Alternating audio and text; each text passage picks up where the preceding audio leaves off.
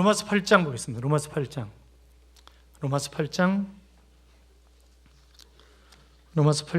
31절부터 39절까지. 로마서 8장 31절부터 39절까지.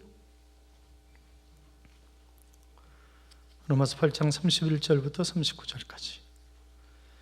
교도하겠습니다. 제가 31절 있습니다. 그런즉 이 일에 대하여 우리가 무슨 말하리요? 만일 하나님이 우리를 위하시면 누가 우리를 대적하리요?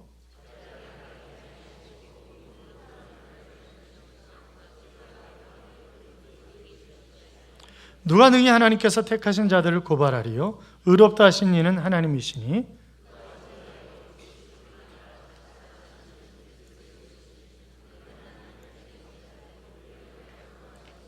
누가 우리를 그리스도의 사랑에서 끊으리요? 환난이나 공고나 박해나 기근이나 적신이나 위험이나 칼이랴.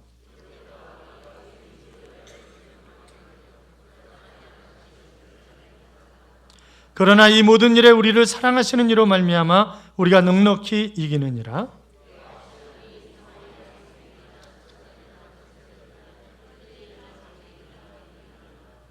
같이요. 높음이나 깊음이나 다른 어떤 피조물이라도 우리를 우리 주 그리스도 예수 안에 있는 하나님의 사랑에서 끊을 수 없으리라. 아멘. 같이 인사하시죠. 주의 이름으로 잘 될 것입니다. 더 잘 될 것입니다. 끝없이 잘 될 것입니다. 아멘. 잘 되시되 끝없이 잘 되시기 바랍니다. 태평양 연안에 사는 촌축잉어라고 하는 물고기가 있습니다. 이 물고기는 암놈이 알을 낳아놓으면 순놈이 입에다 넣고 입안에서 이제 키우다가 부화를 하는 겁니다. 그런데 자, 입안에 넣고 있으니까 순놈은 아무것도 못 먹는 거죠. 그러면 내가 힘들면 어떻게 하면 돼요? 그냥 내뱉으면 돼요. 내뱉고 자기 그냥 먹을 거 먹고 살면 돼요. 그런데 이 순놈은 끝까지 이 잉어가 부화할 때까지 끝까지 입에 물고 있는 것입니다. 그러다가 계속 굶어왔기 때문에 이 부화해가지고 물고기가 생겨나면 그때 자기는 죽는 것입니다. 자, 그러니까 순놈은 뭐예요? 죽음을 뛰어넘는 사랑을 선택한 거죠.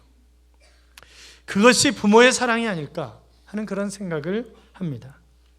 여러분, 오늘 어버이날입니다만 어버이를 언제 생각합니까? 생신 때? 어버이날? 그걸 거의 기억하지 않습니다. 그냥 살아갑니다. 그러다가 정말 부모님의 은혜가, 부모님의 사랑이 얼마나 큰 것인가라고 하는 것을 깨닫게 되었을 때는 이미 부모님은 돌아가신 뒤입니다. 그렇잖아요. 저도 정말 엄마 아빠 사랑해요. 정말 저를 위해서 고생하셨습니다. 그렇게 이야기하고 한 번 안아드리지도 못하고 그랬는데 벌써 두 분은 다 하나님 품으로 가셨습니다.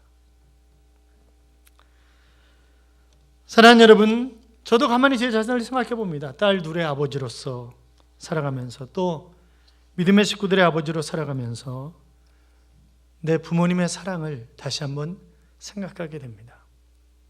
그리고 아이들에게 좀 더 잘해줘야 되겠다. 한 녀석은 미국 가 있으니까 잘해줄래야 잘해줄 수도 없지만 하여튼 그런 생각을 하게 되는 거죠. 사랑하는 여러분, 살아가는 것이 이렇게 쉬운 것은 아닙니다. 어깨가 점점 무거워지고 처지고 그러면서 그저 더 잘해주지 못하는 것 때문에 안타까워하고 이제 그렇게 사는 게 부모의 삶이잖아요. 그 가족이라고 하는 패밀리라고 하는 단어의 어원을 아시죠?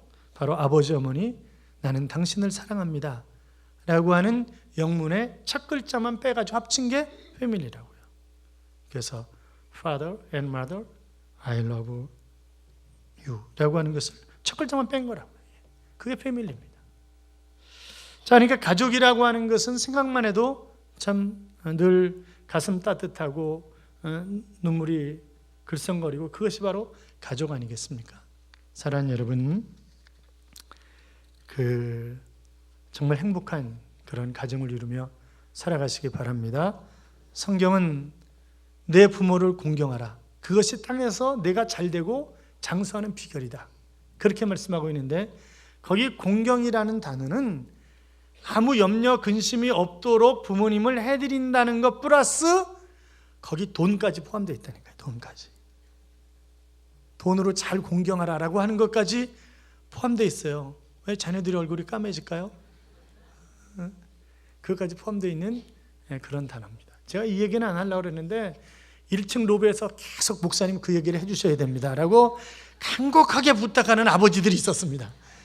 그래가지고 본래 그 단어가 그런 의미라고 제가 여러 차례 말씀드렸었어요.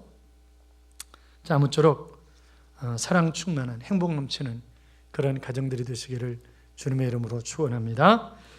러시아의 작가인 톨스토이는 사랑의 감정은 죽음의 공포보다 강하다. 헤엄치지 못하는 아버지가 물에 빠진 아들을 보고 뛰어드는 것은 사랑의 감정이 시킨 것이다 하는 그런 얘기를 했습니다. 여러분, 사랑하지 않을 때 불가능했던 것을 사랑하면 가능해집니다. 사랑하지 않으니까 이 핑계 저 핑계 대고 충성하지도 않고 도와주지도 않고 사랑하지 않으니까 순종하지 않는 것입니다. 그러나 사랑한다면 불가능을 가능하게 만드는 그런 힘이 생기는 거죠. 이 사랑의 위대한 힘. 하나님은 자기의 독생자 예수 그리스도를 십자가에 내주시기까지 하시면서 우리를 사랑하셨습니다. 그 사랑 때문에 우리는 세상과 싸워서 넉넉히 이기는 그런 삶을 살아갈 수가 있는 것입니다. 하나님께서는 우리를 사랑하시되 그 아들을 죽이기까지 하시면서 사랑하셨는데 우리가 구하는 것 그걸 뭘 못 주시겠냐고요. 그렇잖아요. 아니 아들도 주신 분이 다른 것인들 못 주시겠냐고요. 그분은 우리의 생각하는 것에 더 넘치도록 허락하시는 그런 하나님이십니다. 오늘 본문에 보시면 그분이 우리를 위하시면 그랬어요. 그러면 그분이 우리를 위하시면 어떤 결과가 나타나는가? 첫째는 아무도 우리를 대적할 수 없다고 하는 것입니다. 31절 보세요. 같이 읽어요. 그런즉 이 일에 대하여 우리가 무슨 말하니요? 만일 하나님이 우리를 위하시면 누가 우리를 대적하리요? 아멘. 세상에 존재하는 그 어떤 것이라 할지라도 하나님의 자녀된 우리를 대적할 수 없다고 하는 것입니다. 왕이 지극히 아끼는 사람에게 다른 사람들이 함부로 할 수 없잖아요. 하물며 만왕의 왕이시고 만주의 주이신 하나님이 정말 아끼고 사랑하는, 아니 자기의 독생자까지 희생하면서 사랑하시는 그 자녀인데 누가 감히 건드릴 수가 있겠어요? 사랑하는 여러분, 우리는 하나님께서 인정하시는 존재요, 하나님이 기뻐하시는 존재입니다. 그래서 하나님이 우리를 위하신다, 그렇게 말씀하고 있는 것입니다. 32절 보세요. 32절 같이 읽어요. 자기 아들을 아끼지 아니하시고 우리 모든 사람을 위하여 내주신 이가 어찌 그 아들과 함께 모든 것을 우리에게 주시지 아니하겠느냐. 아멘. 자, 아들을 내어주신 그 하나님께서 우리를 위해서 세상의 모든 것을 주신다고 강조하고 있는데, 이것은 우리에게 주신 놀라운 특권입니다. 하나님이 우리를 위하시기 때문에 우리는 패배하지 않습니다. 넘어져도 다시 일어설 수 있습니다. 결코 완전히 망하지 않습니다. 안 되는 것 같고 문제가 있는 것 같아도 결국은 잘 되기 위한 과정이라고 하는 사실을 믿으시기 바랍니다. 그렇기 때문에 우리가 낙심하고 포기할 필요가 없다고요. 끝났다고 생각하는 순간 우리를 위하시는 하나님께서 역사하시기 시작하시는 것입니다. 한 전도사님이 강원도 철원에 개척을 했어요. 그런데 처음에 이제 가정에서 두 사람이 부부가 예배를 드리다가, 그리고 이제 한 가정, 두 가정 늘어나는 거죠. 그래서 한 30명 가까이 모이게 됐어요. 그러니까 도저히 집에서 예배 드릴 수 없어서 땅을 어떻게 구해서 20여 평 남짓하게 교회 건물을 짓는 것입니다. 그러니까 조그맣게 짓는 거죠. 근데 문제는 옆집 아저씨가 문제입니다. 옆집 아저씨가 자기 옆집에 교회를 짓는다니까 막 소리 지르고 방해하고, 그런데 교회는 거의 완성되는데 처마 끝이 그 집 땅하고 걸린 거예요. 이렇게 딱. 아니, 교회가 경계선에서 몇 센치 떨어지고 져야 되는 줄 알아? 이러면서 막 다시 헐고 다시 져, 내가 고발해 볼 거라고 막 성질을 내는 거죠. 그래가지고 없는 돈으로 간신히 건축해 놨는데 한쪽 벽을 헐어가지고 안으로 들이는. 그리고 한 2달 지나는데 그 옆집 아저씨가 병원에 입원했다고 하는 소식이 들렸습니다. 그래서 아침, 점심, 저녁 하루에 3번씩 찾아가는 거예요. 그리고 기도하고 격려하고 하나님 앞에 기도해 보시라고 하나님이 놀라운 일을 주실 수 있다고 매일같이 찾아가는 거죠. 3달을 찾아갔는데 그분이 돌아가셨습니다. 근데 돌아가시기 전에 이 전사님 손을 꼭 붙잡고, 전사님, 제가 잘못했습니다. 제가 몰라서 그랬습니다. 전사님이 저에게 이렇게 큰 사랑을 베풀어 주셨는데 그러신 분인지 모르고 제가 잘못했습니다. 저를 용서하세요. 그러면서 뭘 지어주더라는 거죠. 그것은 바로 자기 집에 있는 땅, 대지 150평 땅 문서를 지어준 것이었습니다. 사랑하는 여러분, 한순간 좀 손해본다고, 억울하다고, 원통하다고 해서 원망하고 불평하고 죄를 지으면 안 됩니다. 하나님이 우리와 함께 하심을 믿고 참고 견디면 하나님께서 마지막에 가서 우리에게 승리를 안겨다 주실 줄로 믿습니다. 그러니까 힘들고 어려운, 나를 힘들고 어렵게 하는 사람이 있다 할지라도 그냥 웃음으로 넘기는 거예요. 믿음이 있으면 할 수 있어요. 교통체증으로 처칠이 의회에 30분 늦었어요. 한 야당 의원이 처칠에게 총리님, 조금 더 부지런하시면 안 되겠습니까? 총리께서 그렇게 게으름뱅입니까? 그러는 거죠. 그랬더니 처칠이 웃으면서 저처럼 아름다운 부인이 있는 사람은 침상에서 일찍 일어나는 것이 보통 어려운 일이 아닙니다. 그렇게 얘기를 하는 거죠. 그래서 다 웃고 말았다는 거예요. 미국 사람들이 가장 존경하는 대통령인 링컨이 사실 얼굴이 그렇게 호감 가는 얼굴은 아니잖아요. 이게 턱도 주걱턱이고. 링컨 그림 보셨죠? 사진? 의회에서 어느 야당 의원이 링컨에게 아주 악의적인 비난을 퍼붓는 거죠. 링컨은 두 얼굴을 가진 이중 인격자입니다. 이러고 막 퍼붓는 거예요. 그랬더니 링컨이 씩 웃으면서 만약 저에게 두 얼굴이 있었다면 이 중요한 자리에 이 얼굴 가지고 나갔겠습니까? 그렇게 얘기를 하더라는 거죠.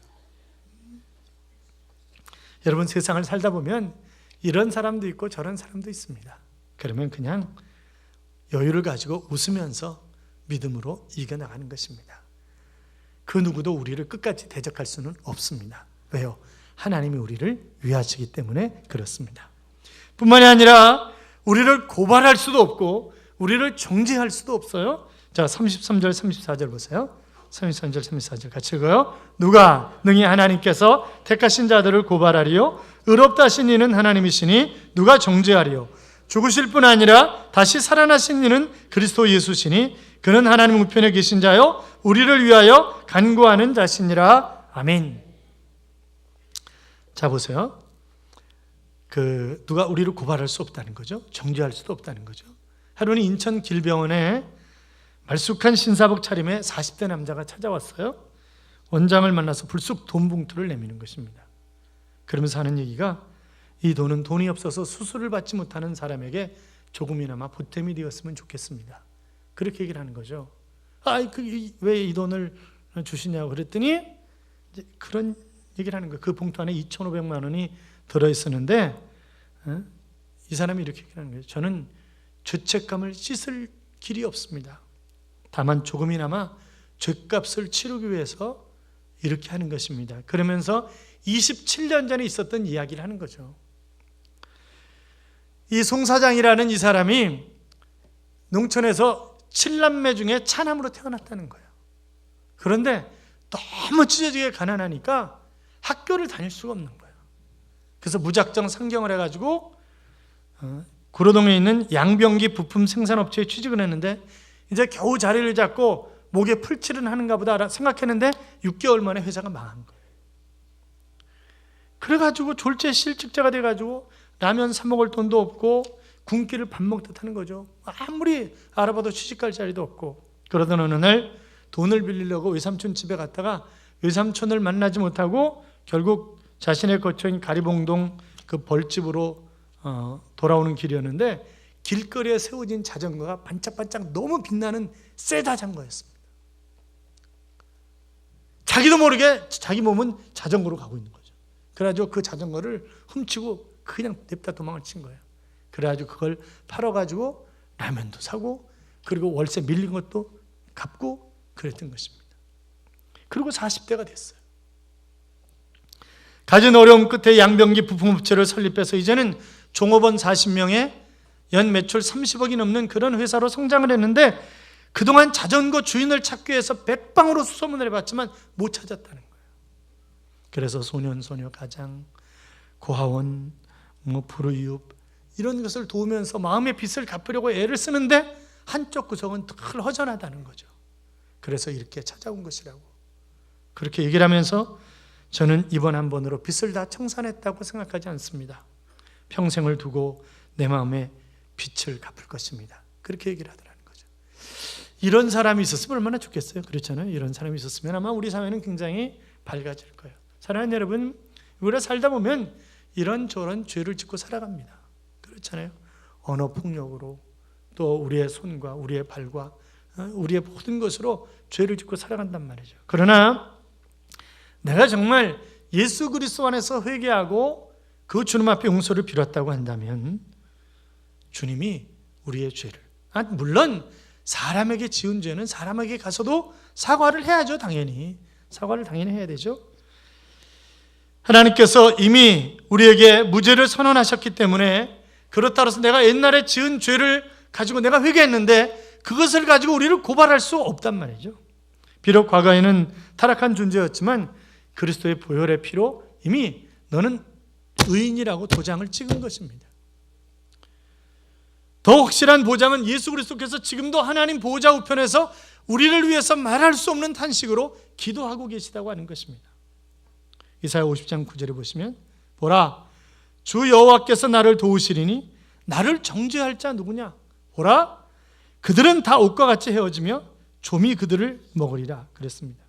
자, 아무도 하나님의 자녀들을 정죄할 수 없고, 정죄한다 할지라도 그것은 좀에게 먹혀서 힘없이 헤어지는 옷과 같은 그런 세력일 뿐이라고 하는 것입니다. 사랑하는 여러분, 그러므로 내가 죄책감에 사로잡힐 것이 아니라 나는 이제 용서받은, 나는 이제 자유함을 얻은 그런 하나님의 자녀라고 하는 사실을 분명히 알고 상처와 죄의식에서 일어날 수 있기를 바랍니다. 그리고 우리를 위하시는 하나님의 은혜에 더욱 감사하며 살아가시기를 바랍니다. 지휘자의 연구에 레클이라고 하는 분이 있습니다. 이분이 이제 연말이 되면, 크리스마스 가까이 되면 핸델의 메시아를 연주하곤 했는데, 한 번은 메시아 오라토리오 중에서 소프라노 아리아인 내주는 살아계시오라고 하는 곡을 이 소프라노 가수가 부르는데 너무 잘 부르는 거죠. 정확한 음정, 박자, 아름다운 목소리, 호흡, 하나 흠잡을 데가 없는 거예요. 청중들이 고개를 끄덕거리면서 어쩌면 노래를 저렇게 잘하냐 그러고 있는데 갑자기 지휘자가 딱 지휘를 멈추는 거예요. 가수가 얼마나 놀랐겠어요? 오케스트라는 또 얼마나 놀랐겠어요? 그 음악회에 참석한 청중들도 전부 놀래가지고 눈이 동그래져가지고 지휘자를 쳐다보는 거죠. 그랬더니 지휘자가 가수에게 묻는 거예요. 당신이 지금 부르고 있는 노래의 가사처럼 주님이 내 안에 살아계시다고 하는 사실을 믿으십니까? 그렇게 묻는 거죠. 그러니까 이 가수가 당황하면서 네, 믿습니다. 그래요? 그러면 그 믿음으로 다시 한번 불러보세요. 내 안에 주님이 살아계신다고 하는 그 믿음을 가지고 다시 한번 불러보세요. 그러면서 다시 지휘를 시작하는 것이었습니다. 많은 청중들이 조금 전까지 정말 잘한다고 생각하면서 노래를 들었는데 다시 부르는 노래를 통해서 너무나 감격스러워서, 정말 주님이 내 안에 살아계시는가 하는 그것 때문에 너무너무 감격스러운 눈물을 흘리면서 그 찬양을 들었다고 하는 것입니다. 사랑하는 여러분, 같은 사람이 노래를 불러도 확신을 가지고 믿음을 가지고 부르는 것과 그렇지 않은 것은 분명히 다른 것입니다. 우리들이 진정 죄와 사망의 법에서 해방된 사람이라면 바울과 같은 확신을 가지고 살아야 되는데, 확신이 뭐예요? 그게 믿음이라고요. 믿음. 확신을 가지고 살아갈 때 내가 감사할 수 있고 감격할 수 있고 모든 고통이나 절망도 확신이 있으면 얼마든지 그것을 딛고 일어설 수가 있습니다.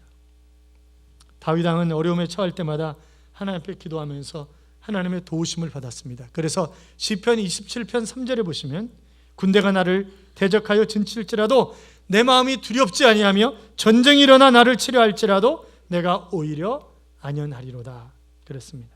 여러분, 하나님은 내 편이십니다. 내가 하나님 편이고 하나님이 내 편이 된 이상 나에게는 두려움이 없습니다. 요한일서 5장 4절 이하에 보시면, 대적 하나님께로서 난 자마다 세상을 이기느니라. 세상을 이김은 이것이니 우리의 믿음이니라. 예수께서 하나님의 아들이심을 믿는 자가 아니면 세상을 이기는 자가 누구냐? 그렇게 기록하고 있습니다. 예수님을 마음속에 영접한 사람, 예수님을 구주로 고백하는 사람, 하나님과 함께하는 사람은 세상을 이길 수가 있습니다. 죄악을 이길 수가 있습니다. 마귀의 시험과 유혹을 물리칠 수가 있습니다. 하나님께서 우리와 함께 하시면 우리가 두려울 것이 없는 것입니다. 왜요? 사단은 우리를 고발할 수 없습니다. 우리를 정죄할 수 없습니다. 뿐만이 아니라 우리를 그리스도의 사랑에서 끊을 수가 없습니다. 35절 보세요. 35절 같이 읽어요. 누가 우리를 그리스도의 사랑에서 끊으리요? 환난이나 궁고나 박해나 기근이나 적신이나 위험이나 칼이라.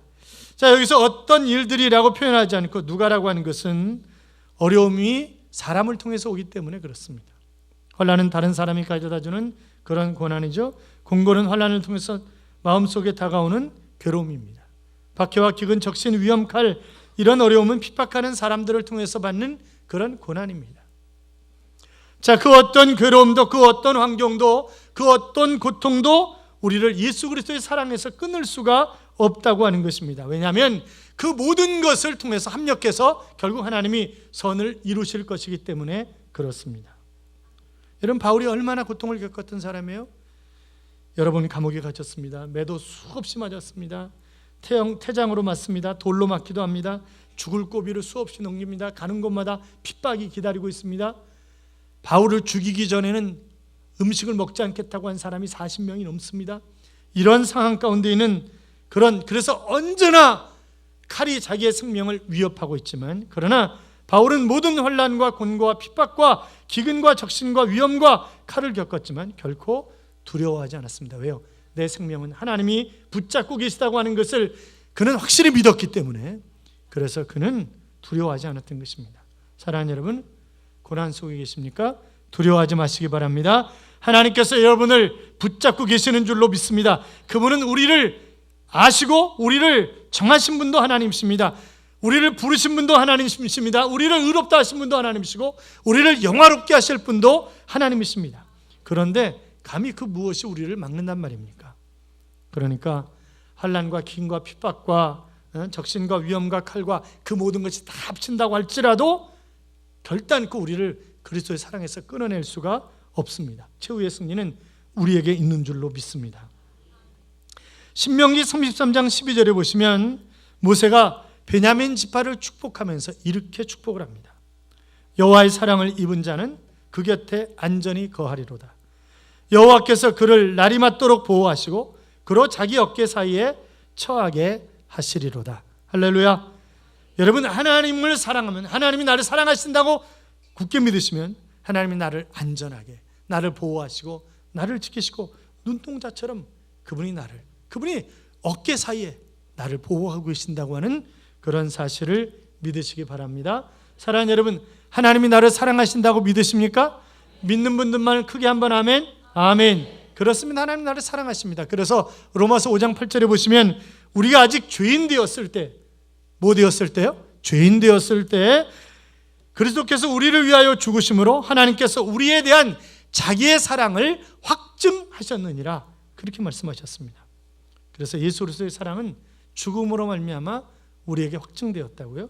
십자가의 죽으심을 통해서 예수 그리스도의 사랑이 우리에게 확증되었기 때문에 그의 죽음을 믿는 자마다 그 사랑 속에 들어가게 되어 있는 것입니다. 피아노 치는 변호사라고 하는 책이 있어요. 이 박지영 변호사가 쓴 책인데, 이분은 5살 때부터 피아노를 배웠는데 피아노의 소질이 대단했던 그런 사람입니다. 예원학교, 서울예술고등학교에 진학해서 음악에 대한 그런 열정을 불태우는데 19살 때 림프세맘에 걸리면서 끝을 알 수 없는 어두운 터널 속으로 들어가게 되는 거죠. 항암 치료를 받을 때는 몸 안의 장기가 입으로 다 끌려 나오는 것 같은 그런 고통을 하루에 10시간씩 막 토해내는 거죠. 뭐 거의 죽어가는 거죠. 물을 넘기기도 어렵고, 그런데 그는 틈만 나면 주기도문을 외우는 것입니다. 끊임없이. 그러면서 하나님이 나를 어느 정도는 살려주실 것 같다라고 하는 그런 생각이 들더라는 거예요. 그래서 항암 치료를 포기해버립니다. 그리고 현미와 채소 이런 것으로 연명을 하면서 그가 하나님 앞에 기도하는 거죠. 그러면서 하나님이 나를 얼마나 사랑하시는가, 그 사랑의 깊이가 느껴질 때마다 자기의 질병은 점점 더 가벼워지는 것이었습니다. 그리고 정말 하나님이 나를 너무나 사랑하시고 자기 아들까지 나를 위해서 생명을 내주면서 사랑하셨다고 하는 사실을 정말 느끼고 감사하며 눈물로 고백할 때 그의 병이 완전히 치료되었습니다. 사랑하는 여러분, 그래서 그는 15년 동안 림프샘 종양과 관련돼서 병원을 간 적이 없다고 그렇게 얘기를 하면서 그는 결국 서울대문대에 들어갔고, 이제 하나님이 주신 그런 삶의 기간 동안 내가 할 일이 있다라고 하는 사실을 깨닫고 내가 어떻게 하면 사람들을 잘 섬길 수 있을까, 하나님과 이웃을 기쁘게 할 수 있을까. 그래서 그는 봉사단체인 한시미션에 들어가서 농촌, 오지, 도시민민, 빈민, 소년, 소녀, 가장, 장애우들을 구체적으로 섬겨 나갑니다. 어떻게 하면 더 잘 섬길 수 있을까? 그래서 가난하고 힘들고 그런 사람들을 잘 변호해 줘야 되겠다라고 생각을 하고 그는 법대에 편입을 하고 사법시험에 합격을 해서 현재 법무법인 로고스의 변호사로 일하고 있습니다. 그녀는 변호사로서 직업적 소명과 하나님과 이웃을 섬기는 삶의 궁극적인 소명은 분리될 수 없다라고 생각을 하는 것입니다. 그리고 그는 세상 한복판에서 사랑으로 외친 예수님을 담고자 자신이 속한 영역에서 그리스도의 향기를 풍기려고 무던히도 애를 쓰는 것입니다. 그녀는 이렇게 얘기를 합니다. 나는 예수 그리스도를 가장 잘 소개하는 사람이 되고 싶습니다. 예수 그리스도의 사랑을 가장 잘 변호하는 변호사가 되고 싶습니다. 내가 받는 예수님의 은혜를 법과 음악을 통해 잘 전하는 사람이 되고 싶습니다. 그는 자기가 받은 그 사랑을 전하고 싶은 것입니다. 그러니까 육신의 질병도 그리스도와 나 사이의 사랑을 끊을 수가 없었다고요. 하나님의 사랑이 그녀의 삶을 이끌어가고 계신다고 하는 그런 고백을 합니다. 자, 37절부터서요. 37절부터 39절까지 같이 읽어요. 그러나 이 모든 일에 우리를 사랑하신 이로 말미암아 우리가 넉넉히 이기느니라. 내가 확신하노니 사망이나 생명이나 천사들이나 권세자들이나 현재일이나 장래일이나 능력이나 높음이나 깊음이나 다른 어떤 피조물이라도 우리를 우리 주 그리스도 예수 안에 있는 하나님의 사랑에서 끊을 수 없으리라. 아멘. 여러분, 최고의 복음은 하나님이 나를 사랑하신다고 하는 것입니다. 믿습니까? 하나님 나를 사랑하십니다. 사단은 우리로 하여금 죄 짓게 한 후에 끊임없이 귓전에다 대고, 야, 네가 죄를 졌는데 하나님이 널 버리셨어, 넌 끝난 거야, 무슨 하나님이 널 사랑하시다, 웃기지 마, 그리고 끊임없이 속삭입니다. 그러나 하나님은 여전히 나를 사랑하시는 하나님이십니다. 회개해, 그러면 내가 너를 사랑할게, 그렇게 말씀하시는 것이 아니라 내가 여전히 너를 사랑한다, 그러니 회개하라, 이렇게 말씀하시는 것입니다. 사랑하는 여러분, 어려운 여건과 환경 때문에 절망 중에 있습니까? 아무도 날 사랑하지 않고 하나님마저 날 버렸다고 생각하고 계십니까? 무릎 꿇고 십자가를 바라보십시오. 여전히 하나님은 동일하게 나를 사랑하시는 그런 하나님이십니다. 하나님이 나를 사랑하시기 때문에 나에게는 얼마든지 기회가 있습니다. 하나님의 사랑으로 말미암아 우리는 얼마든지 다시 일어설 수 있습니다. 부여할 수 있습니다. 승리할 수 있습니다. 변함없는 하나님의 사랑으로 말미암아 넉넉히 승리하는 자가 될 수 있습니다. 그렇게 살아가시기를 축원합니다. 하나님이 나와 함께 하시는데 누가 나를 대적하리요? 하나님이 나와 함께 하시는데 누가 나를 정죄하리요? 하나님이 나를 사랑하시는데 누가 나를 그리스도의 사랑에서 끊으리요? 라고 하는 외침이 바로 나의 외침이 되어야 될 줄로 믿습니다. 그런데 오늘 성경이 보면 우리가 하나님이 나를 위하시기 때문에 내가 가까스로 이기는 게 아니라, 어쩌다가 이기는 게 아니라 뭐라고요? 넉넉히 이기느니라, 그렇게 말씀하셨다고요. 넉넉히 이기는 것입니다. 그래서 사도 바울이 정말 힘든 그런 삶을 살았잖아요. 그럼에도 불구하고 그 육체의 가시도 있었다고요. 질병이 있었다고요. 그는 간질도 앓고 있었고요, 안질도 앓고 있었고요, 치질도 걸렸는지 모르지, 하여튼 그는 움직이는 종합병원이라 할 정도 무릎과 무릎이 붙지 않는 그런 사나이가 바로 바울이었습니다. 그런데 자신의 육체의 가시 때문에 하나님 앞에 생명 걸고 기도하잖아요. 3번 기도했다고 하는 말은 생명 걸고 기도했다는 얘기예요. 그런데 하나님의 응답이 뭐예요? 내 은혜가 네게 족하니라. 그 얘기는 뭐예요? 그냥 병 가지고 살아, 그런 얘기잖아요. 그런데 그는 감사하고 기뻐하고 오히려 더 멋지게, 그것이 넉넉히 이기는 삶이란 말이죠. 어떤 분이 임종을 앞두게 되었습니다. 가족들에게 로마서 8장을 펼쳐달라고 얘기를 합니다. 그리고 손가락으로 8장 마지막 부분에 있는 내가 확신하노니 그 구절에 내 손가락을 올려달라는 거죠. 가족들은 그의 손가락을 로마서 8장 38절에 올려놓았습니다. 그랬더니 그 말씀을 읽어달라고 얘기를 합니다. 내가 확신하노니 사망이나 생명이나 천사들이나 권세자들이나 현재 일이나 장래 일이나 능력이나 높음이나 기쁨이나 다른 아무 피조물이라도 우리를 우리 주 그리스도 예수 안에 있는 하나님의 사랑에서 끊을 수 없느니라. 그 말씀을 들으면서 그는 아주 편안한 모습으로 주님 품에 안겼다고 합니다.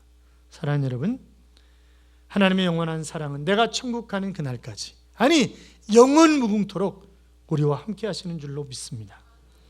우리는 때때로 하나님의 뜻을 이해하지 못할 때가 있어요. 로버트 슐러 목사님이 이런 고백을 하셨습니다. 하나님께서 나를 절벽 가까이로 부르셨습니다. 그래서 제가 절벽 가까이로 가는데 하나님은 더 가까이 절벽 끝으로 오라고 말씀하십니다. 그래서 나는 절벽 끝으로 갔습니다. 그랬더니 하나님이 나를 확 밀어버리셨습니다. 나는 절벽에서 떨어지는 순간 내가 나를 수 있는 존재라고 하는 사실을 비로소 깨닫게 되었습니다 라고 하는 그런 고백을 그가 합니다. 하나님이 밀어버리실 때는 나 끝났구나, 하나님이 나를 버리셨구나 라고 생각했는데 사실은 이미 하나님이 나에게 나를 수 있는 능력을 주셨단 말이죠. 그런데 내가 그것을 알지 못하고 있는 거예요. 하나님은 그 능력을 사용할 수 있도록 나를 밀어버리신 것이라고 하는 거죠. 우리가 이해되지 않는 방법으로 하나님이 우리에게 역사하실 때가 참 많이 있습니다. 그렇기 때문에 역경이든 순경이든 어떤 상황 속에서든지 원망하고 불평할 것이 아니라 오히려 우리가 하나님을 찬양하며 살아야 할 것입니다. 사랑하는 여러분, 어떤 상황에도 이기게 하시는 승리의 확신을 가지시기 바랍니다. 또한 그 사랑이 결코 우리에게서 끊어지지 아니함을 믿음으로 지금보다 더 강한 삶을 살아가는 그런 확신의 사람이 되시기 바랍니다. 사랑하는 성도 여러분, 하나님이 우리를 위하시면 우리를 대적할 수 없습니다. 우리를 고소하거나 정죄할 수 없습니다. 우리를 그리스도의 사랑에서 끊을 수 없습니다. 그 믿음을 가지고 넉넉히 이기는 삶을 살아가는 하나님의 자녀들이 되시기를 주님의 이름으로 축원합니다. 기도하겠습니다. 우리 같이 넉넉히 이기는 삶을 살아가는 하나님의 자녀가 될 수 있도록 기도합시다. 같이 기도할까요? 살아계신 하나님 아버지, 영원한 미스터로 주님이 역사하시길 빌고나며 하나님